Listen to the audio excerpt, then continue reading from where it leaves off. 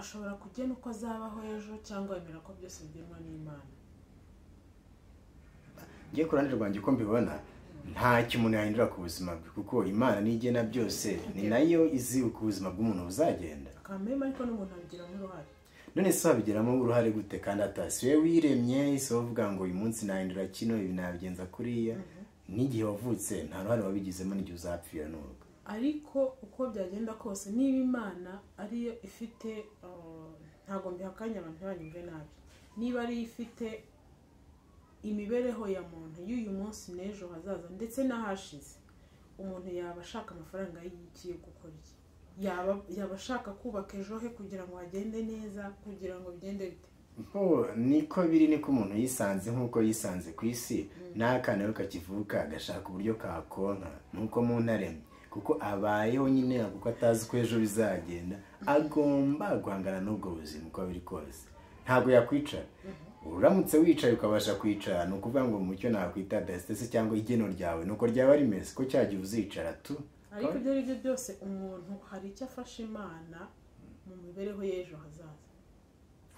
Ndumva ngiye ntacyo kuko ahubwo Imana nifasha umuntu mu buryo yabigennye ngiye ntacyo nafasha Imana kuko yose yirishoboye. Imana nifasha umuntu mu buryo umuntu yabigennye cyangwa Imana nifasha umuntu mu buryo Imana yabigennye? Nawe ashaka kubigora ariko ikintu gihari nuko umuntu yinjira mu mugambi w'Imana ntabwo Imana yinjira mu mugambi wa muntu. Oya, niko bigenda kuko Imana yabyari ibyo yagennye ahubwo umuntu ugomba kwinjiramo. Umuntu ntabwo yinjira mu mugambi w'Imana. Umuntu yinjira mu mugambi w'Imana ntabwo ari Imana yinjira mu mugambi wa muntu.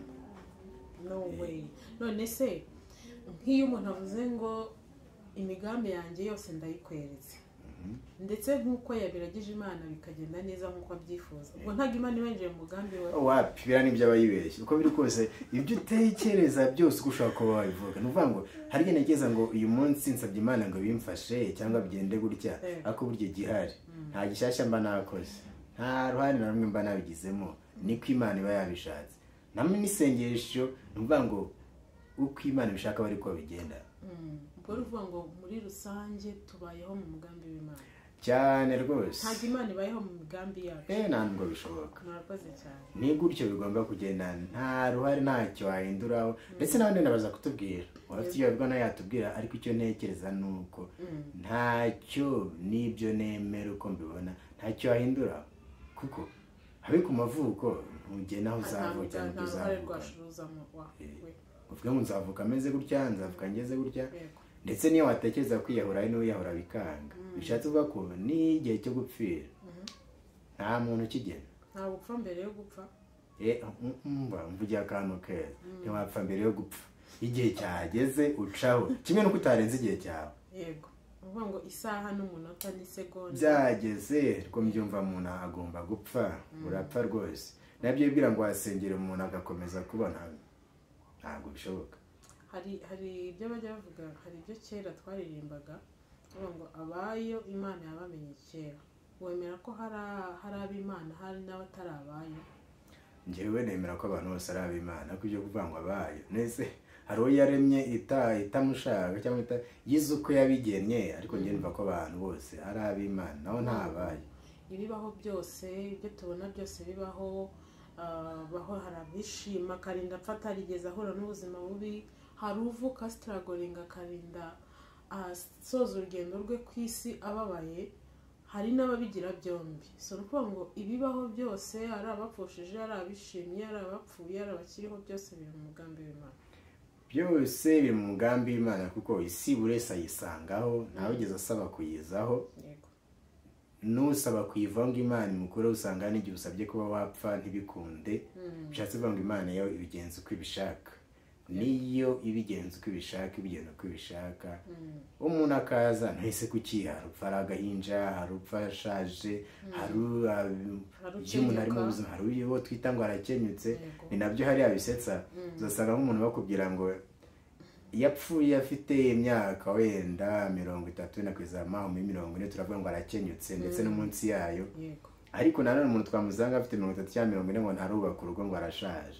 Mvuga ngo byose biterwa nawe ushatse kubishyira ko bavuga umuntu arakenyutse cyangwa ageze ate umuntu wese arashaje kugira ngo apfe Disi kuva avuga byaba ngo urusoro agiye urashaje akiri muto disi. akiri muto kandi ya myaka banditseho yaratinyaga no kwivuga ngo arashaje Yego. aho twavuga ngo agiye yari akiri muto bivuga ngo rero ubuto butari bwo guteka nyine kuba umuntu ari mutoya ndetse no kuba akuze byose bigenwa naho tumushyize Ni ukuri. ariko ibijyanye no gupfa byo umuntu akibaho arashaje kugira ngo apfe kuko isaha n'isaha umuntu ashobora kuba yapfa ikarangira ndumva ari ibyo ngibyo se kereka habaye hari akandi kabazo ariko ndumva ari uko n'abandi bagira ikintu baza kutubwiraho.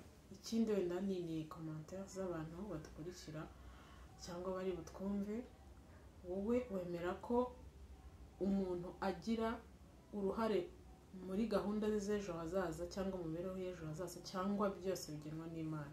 Mutubwire, murakoze cyane. Nibyo nari nakomeje gato ku bijyanye n'igeno uko mbyumva buriya kuko buriya mbona bigenda ko Imana yabishatse ntacyo wahinduraho. Teste yanjye nta kintu kimwe ushobora guhindura. Iryo geno nta kintu warihinduraho kuko abantu baraharana bagakora undi ukarwana na byinshi cyangwa hari n'uko umuntu aba yarisanze byonyine birahagije kuko ibyo byose bigenda bigomba kukubaho. Hoya iyi ni sije ndende hari ahantu ndimo kugera nkumva tutemeranya. Nibyo hari uruhare rw'Imana mu mibereho yanjye yego ariko hari intambwe 99 z'Imana hari imwe yanjye kuko ikintu ni iki ntabwo nzicara ngo mu bintu byose bize hari ibyo ngomba gukora Imana ikabimeramo umugisha hari ibyo ngomba gukora nkifuza ko ukuboko kw'Imana kugendana nanjye muri ibyo bintu. N'umunyeshuri wandi w'umuswa na wa munyeshuri utari uri muri domaine itariye kuba ari ku ntebe y'ishuri akumva bitagenda nawe aba akeneye imbaraga z'Imana kugira ngo performinge agire performance nk'iyo umunyeshuri uba wa mbere. None se tugaritse kuri destin cyangwa se igeno ryanjye iyo mvuye mu rugo nkajya kwiga nkajya gushakisha amafaranga nkagira Imana nkayabona nkashima Imana ko nayabonye icyo gihe nivuga ngo data wenda nta nka yigeze agira njyewe ngomba kuzigira nta ruhare nagize muri ejo hanjye hazaza. Izo buriya nabyita ni nkambigereranya n'ikira kuko ni imbaraga zakujemo bitewe naho ushaka kwegeza kuki se hari igihe umuntu abyuka ukumva ntushaka kujyana ariko finally yanajya ukabona huye na accident se cyangwa n'iki cyangwa umuntu akazinduka agiye guhura n'urupfu rwe. Ni ukuvuga ngo rero ikintu gihari hari imbaraga zikwinjiza muri cya kindi nawe utazi aho zituruka ari nabyo bira byose tuvuga buriya niyo wabona umuntu yawese cyangwa bigenze gute ntago kumuseka ntago aricyo cya mbere kuko nawe ubaye uri we mu giharimo wagenza kuri wowe tubonye mu buzima bubi se cyangwa bigeze gute ngiye mbona nta ruhare umuntu abigiramo nta n'icyo abihinduraho ahubwo izindi mbaraga ziza ndetse n'ibindi tugenda tubona bigenda biza hari ni imbaraga zindi tutabasha gusobanura ubona zikuzaho ugashiduka wakoze iki nkuko uvuga ukiyumvamo we ko ushoboye iki umuntu umuhanga muri iki n'iki undi ashoboye iki n'iki nta ruhare yabigizemo undi yarwana nabyo bikanga.